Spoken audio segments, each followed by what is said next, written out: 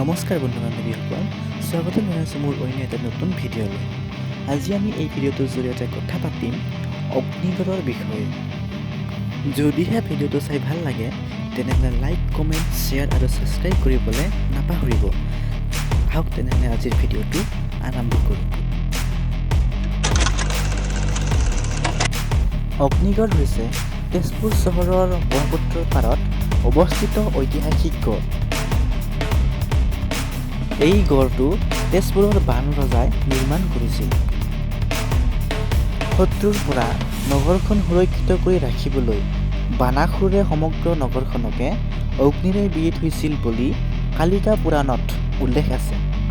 তেজপুৰৰ বান ৰজাই তেওঁৰ কন্যা উষাক সুৰক্ষিত কৰি ৰাখিবৰ বাবে এই গড়টো নিৰ্মাণ কৰিছিল। ইয়াত উষাৰ কাৰেং আছিল। উষাৰ প্ৰেমিক অনিৰুদ্ধক ইয়াতে বন্দী কৰি ৰাখিছিল বুলি বিশ্বাস কৰা হয়। দৰাচলতে এই সৰু কিলাটোক অগ্নিগড় বোলা হৈছে যদিও প্ৰকৃতাৰ্থত সমগ্ৰ নগৰখনেই অগ্নিগড় আছিল বুলি এক জনবিশ্বাস আছে।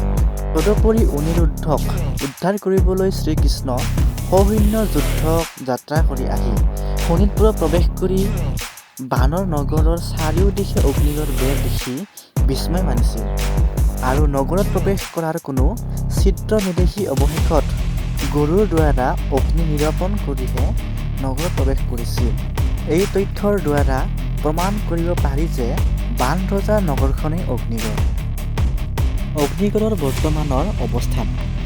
1928 চনত তেজপুৰ পৌৰসভাৰ প্ৰথম অসমীয়া পৌৰপতি পদ্মনাথ গোহাঁই বৰুৱাৰে ব্ৰহ্মপুত্ৰৰ পাৰত থকা টিলাটোত এখনি উদ্যান গঢ়ি তোলে আৰু কালক্ৰমত ইয়েই অগ্নিগড় ৰূপে পৰিচিত হৈ পৰিছিল।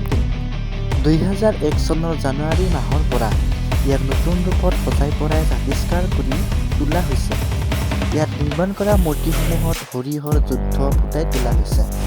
বৰ্তমান তেজপুৰ পাৰিপাৰ্শ্বিক সমিতিৰ তত্বাৱধানত চলি থকা ই এক অত্যাধুনিক নয়নাভিৰাম উদ্যান।